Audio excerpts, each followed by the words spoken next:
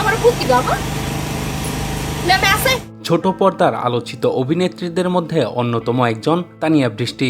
গত কয়েক মাস ধরেই তার শারীরিক অবস্থা খারাপ। এর মধ্যে হঠাৎ করে অসুস্থতা ও মৃত্যুর খবর ছড়িয়ে পড়েছে। এ নিয়ে উদ্বিগ্ন হয়ে পড়েছেন তার ভক্ত শুভাকাঙ্ক্ষীরা। বিষয়টি জানতে পেরে গুঞ্জনের অবসান ঘটিয়ে ভালো আছেন বলে জানিয়েছেন এই অভিনেত্রী।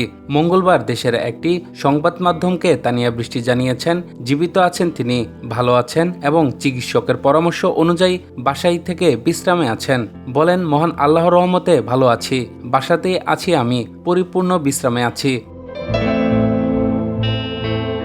তানিয়া বৃষ্টি জানান, এখন চিকিৎসকের তত্ত্বাবধানে আছেন, নির্ধারিত সময় অনুযায়ী চেক আপও করাচ্ছেন। তিনি বলেন, আমার অ্যাপয়েন্টমেন্ট ডাক্তার রয়েছেন, সেখানে নিয়মিত চেক আপ করাতে হয়।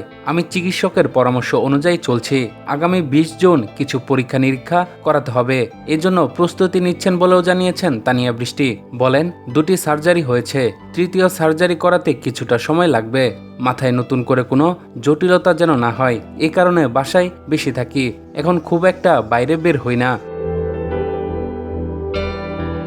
এর আগে চলতি বছরের ফেব্রুয়ারির মাঝামাঝিতে হঠাৎ অসুস্থ হয়ে পড়েন এই অভিনেত্রী। পরে জানা যায় মস্তিষ্কে টিউমার শনাক্ত হয়েছে।